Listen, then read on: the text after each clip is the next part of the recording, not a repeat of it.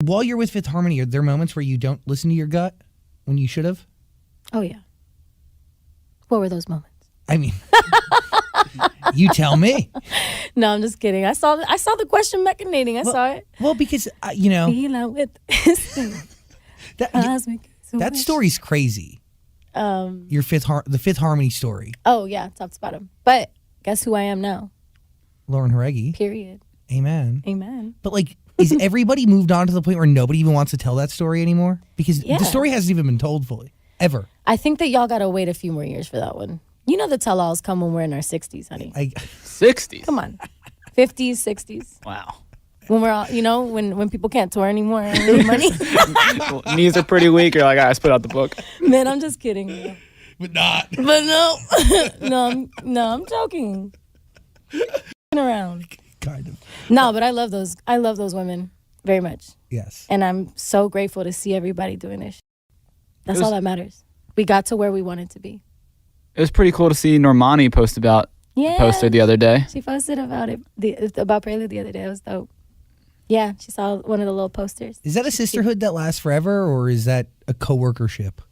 No. I think that we went through too much life shit together for it to just be, you know, a co-workership. I think there's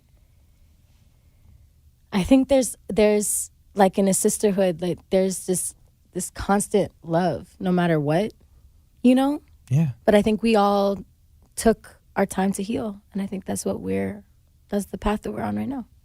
Because a lot of what happened to us wasn't even us. It was totally all of the pieces around us that you really had no control over. Absolutely none. And we were all really young.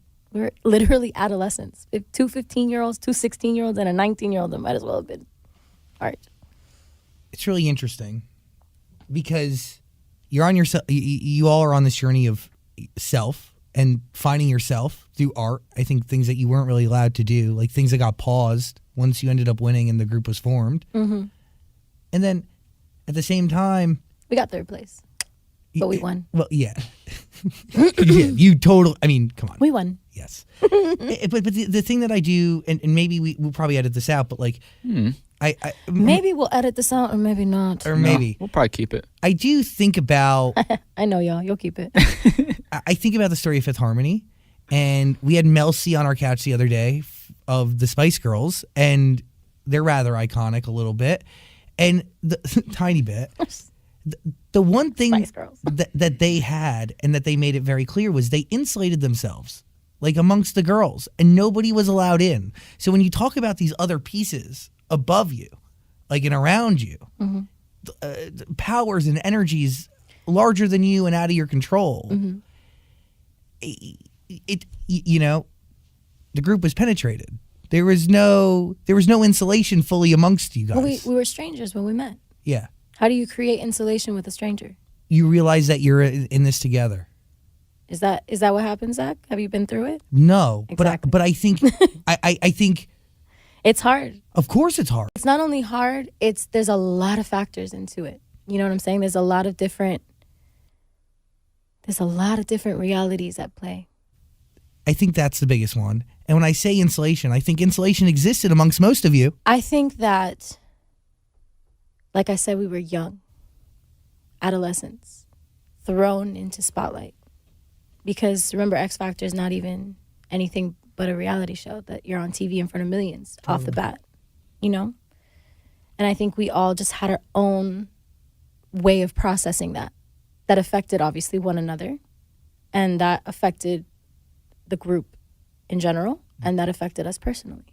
And I think that now we're at a point in our lives where we're healing from it, and we're each doing what we were truly meant to do for ourselves, you know? And destined to do, you feel?